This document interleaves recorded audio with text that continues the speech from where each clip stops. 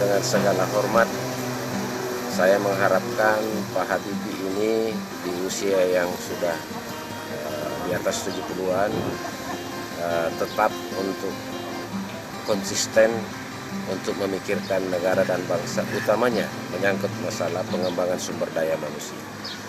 Kami sangat senang sekali atas kedatangan Bapak di sini. Kami sangat terharu Bapak datang ke kota kami dan mendirikan sebuah tempat pendidikan bagi seluruh warga Indonesia, yaitu ITH. Dan juga akan mendirikan Tugu Cinta Ibu Ainun kepada Habibie. Pembangunan Monumen Cinta Sejati.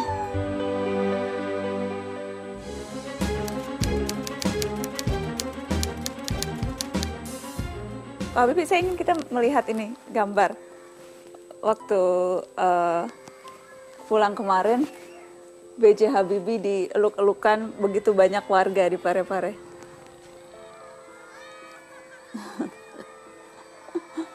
Sambutannya sedemikian hangat.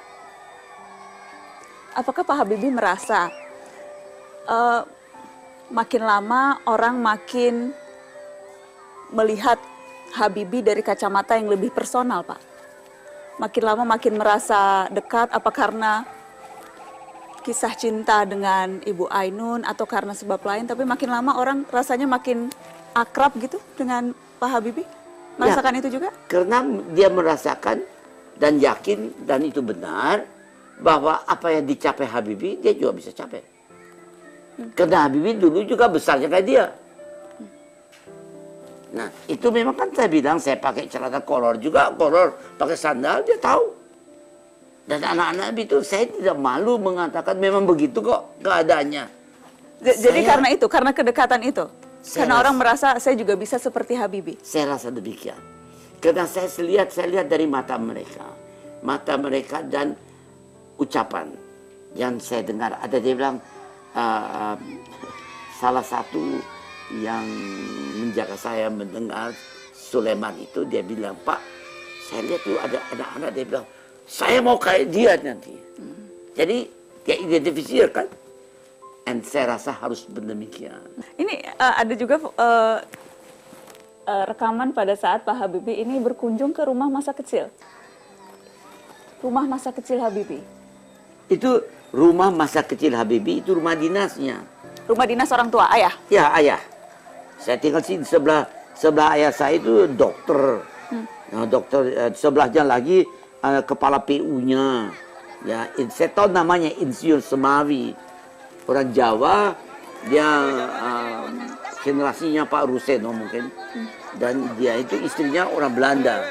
Banyak berubahkah rumah ini Pak Habibie? Berubah sama sekali dari yang bayangan. Usia berapa Pak Habibie ketika itu tinggal di rumah ini? Saya usianya mungkin ya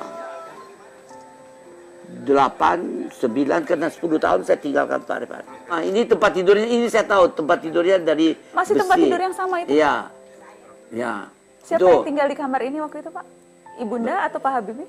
Oh, bukan saya, ibu dan bapak. Saya kamarnya di sebelah situ, belakang. Ya, kamar anak-anak. Tapi waktu itu anaknya baru 4 kan. Dan saya mungkin kalau sakit di tempat tidur itu. Tempat tidur itu.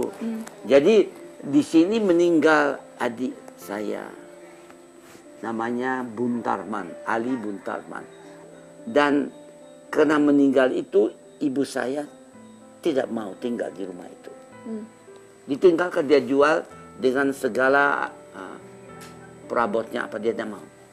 Karena selalu ada memori kenangan. Ya, dia sangat sedih. Dan kita tentunya terus pindah di rumah dinas kembali. Karena rumah dinas itu selalu. Ini kan rumah pribadi. Ada juga foto-foto Pak Habibie, saya ingin kita bahas foto-foto ini. Ini Habibie kecil. Iya. Usia 6 tahun ini Pak, 6-7 tahun, memakai seragam. Pak terus. jadi kira-kira usia 6-7 tahun. Taman kanak-kanak ini. Oh, ini taman kanak-kanak. Jadi masih 5 tahun. Ya, 5 tahun gitu. Seperti apa sih Habibie kecil? Habibie usia 5 tahun? Kayak gitu. Fisiknya seperti ini, tapi gambaran orang-orang menggambarkan Habibie kecil itu seperti apa? Nakal kah? Oh tidak, saya tidak pernah nakal. Tidak, bukan anak nakal. Bukan. Saya hanya teriak-teriak kalau kelaparan. Atau mau sesuatu. Tapi yang lain, matanya lihat kiri kanan, telinganya dengar. Antara lain saya suka sekali dengan musik. Saya suka sekali orang dengar mengaji. Kalau dia ngaji, saya diem. Kalau dia berhenti ngaji, saya teriak-teriak. Nah, itu begitu, ceritanya begitu. Nah, begitu juga kalau ada musiknya, saya diem. Kalau musiknya kan tidak pakai listrik, dia harus gini. Berhenti, teriak-teriak. Jadi musiknya. Dan musiknya, musik yang biasa saya suka adalah musik yang menenangkan. Disuruh ngaji, dikasih pekerjaan. Ngaji, suruh,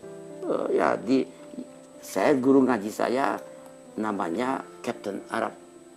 Dia pimpinan dari suku Arab di situ, di Indonesia. Saya datang ke situ. Jadi belajar mengaji sejak balita, Pak Habibie? Sejak saya rasa 3 tahun. 3 tahun. 3 tahun sudah diajari dan dijelaskan.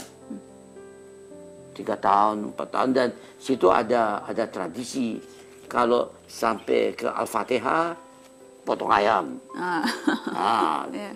Naik pangkatnya, potong ayam. Kemudian kalau sampai Iqra, potong ayam. Masuk Quran besar Alif Lam, potong ayam. Dan Jadi selalu ada insentif-insentif untuk terus, terus belajar Al-Quran dan sampai hatam. Dan itu itu yang enaknya dijelaskan. Dan jelaskan ini itu masuk semua. Ya. Ini jadi seluruh keluarga Habibie. Ya. Ini yang tertua, kakak. nomor 1, nomor 2, Toto, nomor 3, nomor 4, Pak Habibie di sini. nomor 5, nomor 6, dan nomor 7. Nomor 7. Antara nomor 7 dan nomor 6 ada 1 meninggal. Yang tadi Pak Habibie cerita. Dari kecil mata Pak Habibie seperti sudah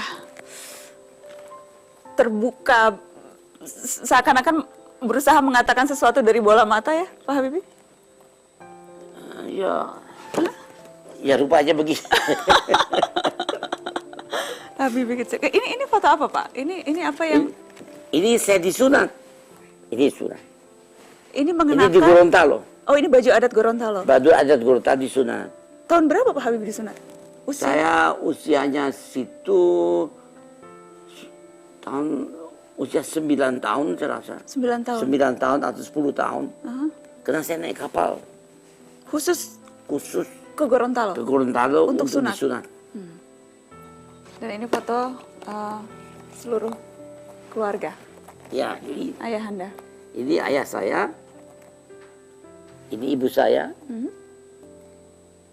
Kakak saya tertua, ibunya Adri. Kakak saya ini sudah meninggal. Ya, Pas Toto. Terus habis dia ini kakak saya Vini. Baru saya, baru Fadi. Baru yang kecil istri.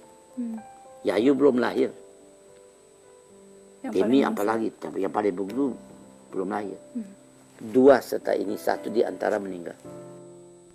20 hari setelah Ibu Ainun tiada lagi, di rumah saya kejebak jam 2 malam dalam keadaan sadar, tidak pakai sepatu, pakai baju tidur.